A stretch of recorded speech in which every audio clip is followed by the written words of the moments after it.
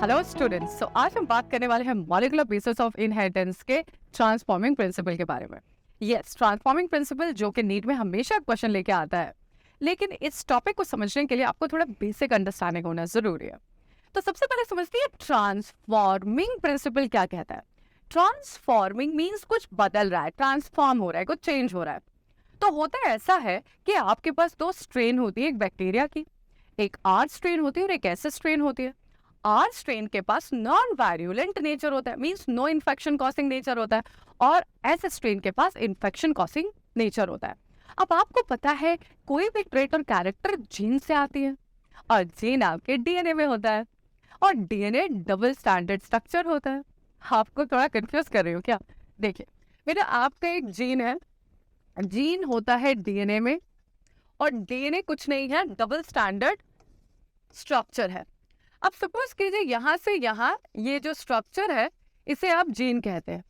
अब इस जीन को अपना ट्रेट और कैरेक्टर एक्सप्रेस करने के लिए पहले आरएनए में कन्वर्ट होना पड़ता है, और आरएनए फिर प्रोटीन बनाती है, फिर इस प्रोटीन में मैसेज आ जाता है। ये प्रोटीन जब एक्सप्रेस होती है तो जो भी ट्रेट और कैरेक्टर था वो विजिबल होता है। सपोज कीजिए ये जीन था जिसके अंदर वायरुलेंट नेचर था, इन्फेक्शस कॉज करने का कैरेक्टर और ट्रेट था। अब ये जीन अपना आरएनए बनाएंगे, वायरुलेंट आरएनए। अब वायरुलेंट आरएनए वायरुलेंट प्रोटीन बनाएंगे। अब ये वायरुलेंट प्रोटीन जैसे ही एक्सप्रेस हो कि वायरुलेंट ट्रेट और कैरेक्टर आएगा, इन्फेक्शन का ट्रेट और कैरेक्टर आएगा, means infection exist like form होने लग जाएगा। अब आप ध्यान से देखिए, ये जो डीएनए है, अगर इसको मैंने हीट दे दिया तो इसके जो डबल स्टैंड है वो खुल जाएगा। तो डीएनए जो है डबल स्टैंडर्ड स्ट्रक्चर है, और इनके बीच में हाइड्रोजन बॉन्ड होता है। एटीजीसी नाइट्रोजनस बेस होते हैं डीएनए में। अब आपको ये भी पता होना चाहिए कि इनके बीच में जो हाइड्रोजन बॉन्ड है वो टूट भी सकता है अगर आप इन्हें गर्मी दे दे, हीट दे दे। तो होता क्या है कि अगर इसी स्ट्रैंड को मैं हीट दे दूं, ये स्ट्रैंड खुल जाएंगे, और जो भी यहाँ पे जीन था अब वो डिस्ट्रॉय हो गए। अब वो आपका आरएनए ना प्रोटीन बनाएगा, ना ट्रेट और कैरेक्टर आएगा। तो पॉइंट नंबर 1 आपको जो यहाँ पे नोट करना है वो ये याद करना है कि आपका एक नेचर होता है, और ये नेचर डिसाइड करती है जीन। जीन जो होती है वो डीएनए पे लोकेट करती है, और ये जो डीएनए होता है डबल स्टैंडर्ड स्ट्रक्चर होता है। जैसे ही आप इनको हीट प्रोवाइड कर देंगे ये खुल जाएंगे, और ट्रांसक्रिप्शन और ट्रांसलेशन स्टॉप हो जाएगा। मैम, ट्रांसक्रिप्शन क्या होता है? जब डीएनए से आरएनए बनती है तो हम इसे ट्रांसक्रिप्शन प्रोसेस कहते हैं। अब जब आरएनए से प्रोटीन बनता है तो हम इसे ट्रांसलेशन कहते हैं। तो ट्रांसक्रिप्शन ट्रांसलेशन तभी होगा जब डीएनए डबल स्टैंडर्ड होगा, और जैसे ये खुल जाएगा सिंगल स्टैंडर्ड, ना ट्रांसक्रिप्शन होगी, ना ट्रांसलेशन होगा, ना जीन आपका एक्सप्रेस करेगी, ना ट्रेट और कैरेक्टर आएगा। अब ये बात तो आपको समझ में आ गई। अब आप पूछते हैं ये क्या है ट्रांसफॉर्मिंग प्रिंसिपल? ये ट्रांसफॉर्मिंग प्रिंसिपल क्या कहलाता, क्या ये नाम क्यों रखा है? तो ट्रांसफॉर्मिंग प्रिंसिपल मतलब कि आपके पास एक बैक्टीरिया था जिसके पास दो स्ट्रेन था, R strain, S strain.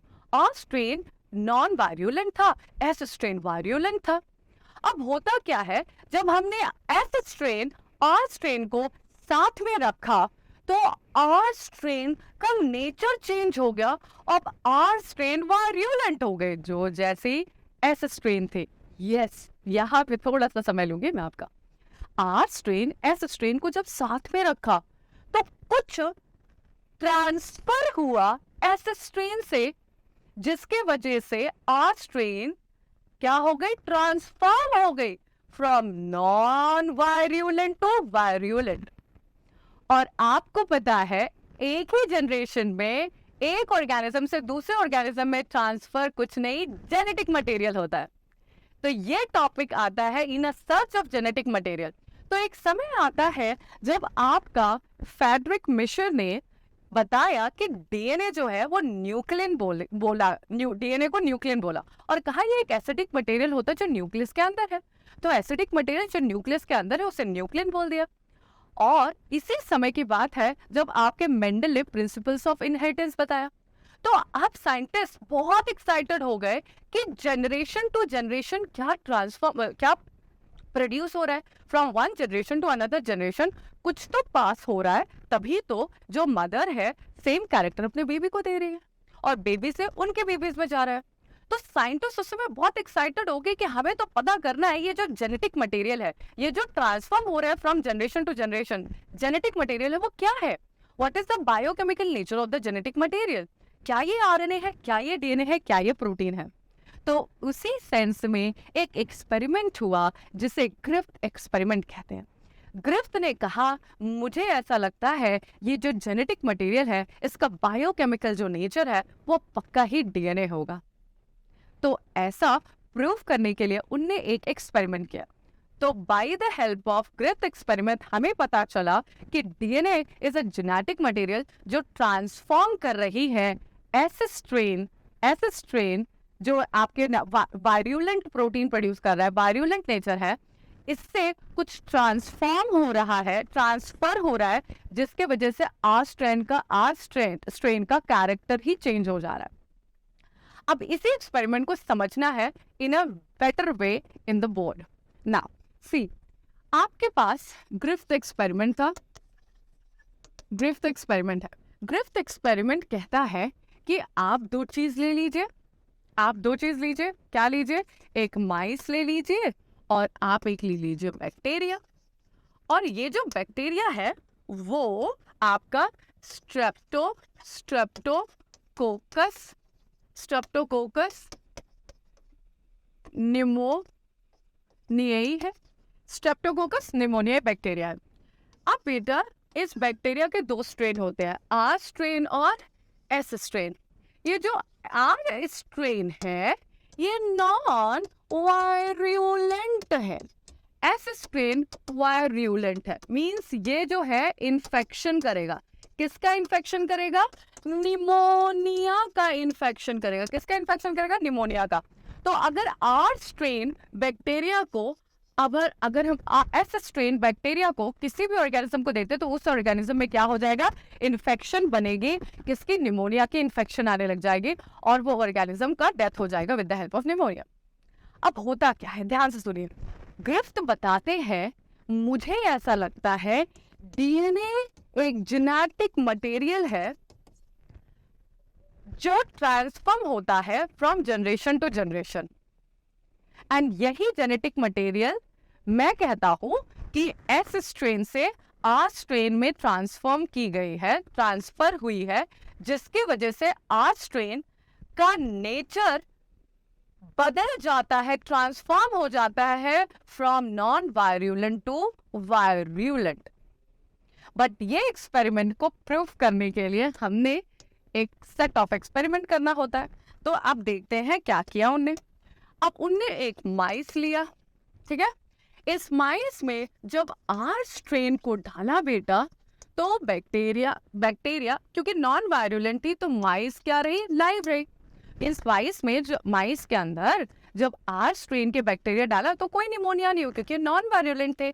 Non virulent means इनका जो डीएनए था उसके पास जो जीन था वो जीन के अंदर कोई भी वायरुलेंट प्रोटीन नहीं बन रहे थे, मीन्स वो जीन के अंदर कोई भी वायरुलेंट नेचर नहीं था, वो नॉर्मल जीन थे। लेकिन बेटा जब हमने माइस को क्या दिया? S strain. आपको पता है एस स्ट्रेन के डीएनए में क्या है? एक जीन है जो कि वायरुलेंट प्रोटीन बना रही है। अब ये वायरुलेंट प्रोटीन क्या करेगी? जैसे ही एक्सप्रेस होगी माइस के अंदर, माइस की डेथ हो जाएगी due to the poison caused by pneumonia. Clear? Now अब क्या होता है, अब हम एक माइस लेते हैं, माइस के अंदर अब हम एस स्ट्रेन बैक्टीरिया डालते हैं, एस स्ट्रेन बैक्टीरिया डालते हैं। लेकिन अब हमने इस एस स्ट्रेन को हीट दे दिया है, मीन्स अब जब हमने डीएनए को हीट दे दिया तो डीएनए खुल जाएगी। अब जब डीएनए खुल जाएगी बेटा तो जो वायरुलेंट जीन है क्या वायरुलेंट आरएनए बनाएगा? ना वायरुलेंट आरएनए बनेगा, ना वायरुलेंट प्रोटीन बनेगी। अब होगा क्या? अब ध्यान से सुनिए, अब होगा क्या? बैक्टीरिया अपना वायरुलेंट प्रोटीन नहीं बना पाएगी क्योंकि हीट की वजह से डीएनए खुल गया है। अब वायरुलेंट प्रोटीन नहीं होगी। अब इस सिचुएशन में आपकी माइस क्या रहेगी? लाइव रहेगी। इस सिचुएशन में भी माइस क्या है? लाइव है।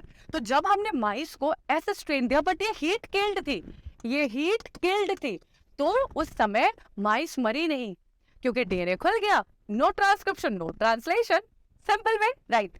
नाउ अब बेटा इनको और कॉन्फिडेंस आ गया, इनने क्या किया, माइस को लिया, अब इनने साथ में आर स्ट्रेन, अब इनने साथ में R strain, as well as heat killed S strain को डाल दिया। बेटा ध्यान से सुनो, मुझे अटेंशन चाहिए यहाँ पे आपके। सिंगल आर स्ट्रेन डाला तो डेथ नहीं हुई, single heat killed S strain डाला तो भी डेथ नहीं हुई। लेकिन जब हमने सिंगल आर स्ट्रेन नहीं बट उसको मिक्स किया with heat killed S strain तो रिजल्ट सरप्राइजिंग था। साथ में जब डाला तो माइस की डेथ हो गई। अब ग्रिफ्ट की तो बैंड बज गए, बोले यार ये कैसे पॉसिबल है? ये इसलिए पॉसिबल है क्योंकि ट्रांसफॉर्मेशन हो गया। कुछ तो चेंज हुआ। क्या चेंज हुआ? आर स्ट्रेन जो पहले नॉन वायरुलेंट था, क्योंकि मैंने इस आर को एस स्ट्रेन के साथ डाला, एस स्ट्रेन कौन सा? हीट किल्ड एस स्ट्रेन के साथ डाला, तो क्या हुआ कि पक्का इनका जो जेनेटिक मटेरियल था, ये जो डीएनए था, उसमें की जो जीन थी वो पक्का टूट के आर स्ट्रेन के डीएनए में आ गए और ये जीन अब इसका पार्ट बन गए आर स्ट्रेन का। Means the genetic material of S strain must have crossed and got attached to the R strain DNA. अब होता क्या है, आर स्ट्रेन के डीएनए ने इनकी जीन को अपना जीन समझा और यहाँ पे जाके लग गई। अब क्या हुआ, आर स्ट्रेन के पास वायरुलेंट जीन आ गए, वायरुलेंट जीन ने वायरुलेंट प्रोटीन बनाई और अब ये प्रोटीन एक्सप्रेस हो गई। अब इससे होता क्या है बेटा? इससे होता ये है कि अब आपके पास आर स्ट्रेन के पास वायरुलेंट जीन आ गए। मींस आपका जो पिछला नेचर था, आर स्ट्रेन का जो पिछला नेचर था, अब वो ट्रांसफॉर्म हो गया है, चेंज हो गया है एस स्ट्रेन के जैसा, क्योंकि एस स्ट्रेन का जेनेटिक मटेरियल पक्का क्रॉस होके चला गया आर स्ट्रेन पे। So there is some transforming principle, there is something transforming material must have transformed from the S strain into R so that the natural tendency of R has been changed. The natural original gene जो थी, original जो genetic material था, अब वो change हो गया। इसको हम कहते हैं ट्रांसफॉर्मिंग प्रिंसिपल। अब आपको पता है किसी भी जनरेशन, वर्टिकल जनरेशन और हॉरिजॉन्टल जनरेशन। अब बेटा देखिए बेटा, जनरेशन दो टाइप की होती है। एक होती है वर्टिकल जनरेशन और एक होती है horizontal generation. Horizontal generation means horizontal transformation. अब देखिए, वर्टिकल मींस पेरेंट 1 ट्रांसफर करेगा इनटू बेबी 1। अब बेबी 1 से इनके बेबी 2 में जाएगा, मींस एक बार ये पेरेंट थे तो इनका जेनेटिक मटेरियल यहाँ आया, अब बेबी से इनके सेकेंड बेबी को जाएगा। तो this is vertical, from parent to their child, from their child to their child.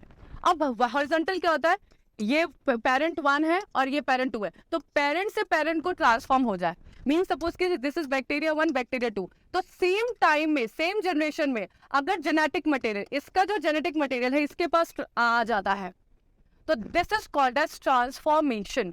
So transformation, transduction is nothing but it is a passing of a genetic material of same generation from one bacteria to another. It's called as transformation. और ये transformation तभी possible है जब genetic material आएगा। अब इनने proof कर दिया। So point is that Griffith के एक्सपेरिमेंट से क्या प्रूफ हुआ मैम? ग्रिफ्थ के एक्सपेरिमेंट से ये प्रूफ हुआ that genetic material is nothing but here it was DNA जो S strain से R strain की तरफ गया। बट मैम आप इतनी श्योर कैसे हैं कि ये DNA था? या ग्रिफ्थ कैसे इतनी श्योरिटी के साथ कह सकते हैं कि डीएनए था जेनेटिक मटेरियल? हालांकि लोगों ने माना नहीं, सभी लोग कन्विंस नहीं हुए थे इनके एक्सपेरिमेंट से, लेकिन ये तो समझ में आ गया था कि genetic material was there which has transfer from the S strain into R strain and transformed the nature of R strain. लेकिन ये डीएनए था, आप क्यों बोल रही है? क्योंकि आपको पता चल गया बेटा डीएनए कैसी होती है। बेटा डीएनए कैसी होती है? डीएनए होती है डबल स्टैंडर्ड। अब अगर डीएनए डबल स्टैंडर्ड है तो उसके पास जीन है, और जीन एक्सप्रेस होगी आरएनए में, और आरएनए प्रोटीन बनाएगी। तो ये वायरुलेंट जीन था, वायरुलेंट आरएनए, वायरुलेंट प्रोटीन। ये तभी पॉसिबल है जब वो साथ में हो। लेकिन हीट की वजह से क्या हुआ? डीएनए खुल गया। अब डीएनए खुल गया तो ना आरएनए बनी, ना प्रोटीन बनी, ना ट्रांसक्रिप्शन, ना translation. Am I clear? Okay, now अब तो आपके ट्रांसफॉर्मिंग प्रिंसिपल ने बता दिया कि there was something which have been transferred from the S strain into R so that the phenotype of R changed. That is nothing but it was a DNA. अब ये proof करना Griffith के लिए काफी ज्यादा हार्ड हो गया, because बहुत लोग कन्विंस नहीं हो रहे थे और उनके पास दूसरा कोई आइडिया नहीं था।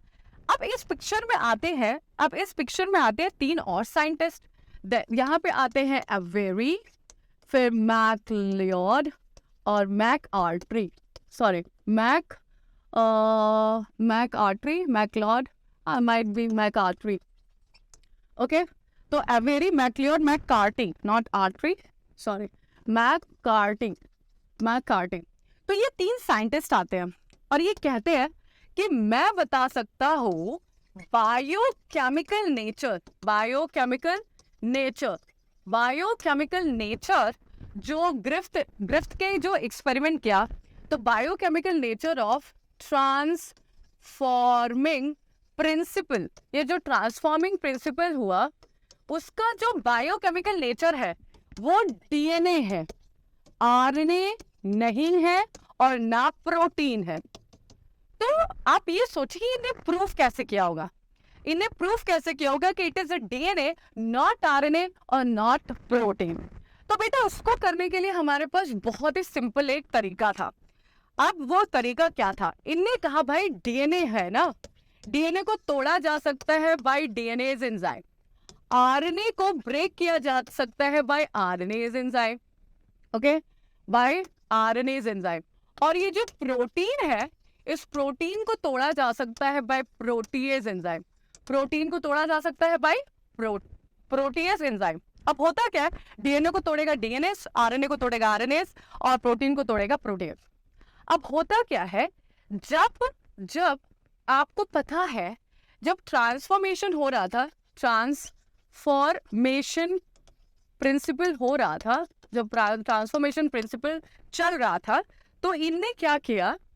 इनने डाल दिया रिएक्शन में डीएनएस। क्या डाल दिया? डीएनएस जैसे ही डाल दिया, डीएनए ब्रेक हो जाएगी, छोटे छोटे पीसेस में हो जाएगी, जिसकी वजह से क्या होगा? ना ट्रांसक्रिप्शन होगा ना ट्रांसलेशन, बिकॉज ट्रांसलेशन के लिए आपको डीएनए तो चाहिए। तो जैसे ही जब ट्रांसफॉर्मिंग प्रिंसिपल हो रहा था, इनने जैसे ही डीएनए डाला तो ट्रांसक्रिप्शन स्टॉप हो गया, जो इंडिकेट करता है कि DNA was very important for transformation principle to occur. अगर डीएनए है तभी ट्रांसफॉर्मेशन प्रिंसिपल पॉसिबल था। It means that it was nothing but DNA which has transferred from S strain into R strain. अगर DNA डालने के बाद भी transformation चल रहा होता, इट मीन्स कि डीएनए जेनेटिक मटेरियल नहीं है, बट ऐसा नहीं हुआ। डीएनए डालने के बाद क्या हुआ? डीएनए के मॉलिक्यूल ब्रेक हो गए, जिसके कारण क्या हुआ? अब डीएनए आरएनए और प्रोटीन में नहीं बदल पा रहा, और दैट्स व्हाई आपका ट्रांसफॉर्मेशन स्टॉप हो गया। लेकिन आपको इसके अलावा भी दो और एक्सपेरिमेंट करने थे। आपको अब आरएनएस डाल के देखना था और प्रोटीन्स डाल के देखना था। जब हमने आरएनएस और प्रोटीन्स डाला तो होता क्या है? तो हमने देखा ट्रांसफॉर्मेशन प्रिंसिपल पे कोई फर्क नहीं पड़ा। जब हमने प्रोटीएस और आरएनएस एंजाइम डाला, क्योंकि प्रोटीएस तो प्रोटीन को तोड़ेगा और आरएनएस आरएनए को तोड़ेगा, और आपको पता है ना आरएनए जेनेटिक मटेरियल था ना प्रोटीन। अगर प्रोटीन और आरएनए जेनेटिक मटेरियल होता तो इन दोनों को डालने के बाद रिएक्शन स्टॉप हो गया, ट्रांसफॉर्मेशन नहीं हो पाता। लेकिन ऐसा तो हुआ ही नहीं। ऐसा इसलिए नहीं हुआ, ना तो आरएनए जेनेटिक मटेरियल था ना तो प्रोटीन, ये नहीं थे। तभी तो जब हमने आरएनए और प्रोटीज डाला तो रिएक्शन स्टॉप नहीं हुआ। जेनेटिक मटेरियल डीएनए था, तभी जब हमने डीएनए डाल दिया तो डीएनए मॉलिक्यूल टूट गया और अब ट्रांसक्रिप्शन ट्रांसलेशन नहीं हुआ, तो इसलिए ट्रांसफॉर्मेशन भी नहीं हुआ। तो कुछ ऐसे ही सिंपल तरीकों से अब हम ये भी समझेंगे हार्शे एंड चेज एक्सपेरिमेंट क्या किया। हार्शे एंड चेज एक्सपेरिमेंट हमेशा एक क्वेश्चन लेके आता है नीट में। इससे पूछा जाता है कि unequivocal proof of DNA as a genetic material किसने प्रूव किया। क्योंकि ग्रिफ्थ के एक्सपेरिमेंट से अभी भी कुछ लोग सहमत नहीं थे, उनको ये लग रहा था यार ये ना उतना ज्यादा कन्विंसिंग नहीं है। तो क्या हुआ, हार्शे एंड चेज आते हैं with the help of virus bacteriophage, जो कि इन्फेक्ट करता है बैक्टीरिया का। ये दो इंग्रेडिएंट का यूज करते हैं, bacteriophage and the bacteria, to prove that it is a DNA which act as a genetic material, not protein and RNA. यहाँ की स्टोरी तो शायद आपको समझ में आ गई, लेकिन आगे के लेक्चर में जरूर मेरे साथ रहिए to understand the Harshe and Chase experiment. Okay, so I hope you like the lecture and will stay tuned with me. Take care, bye.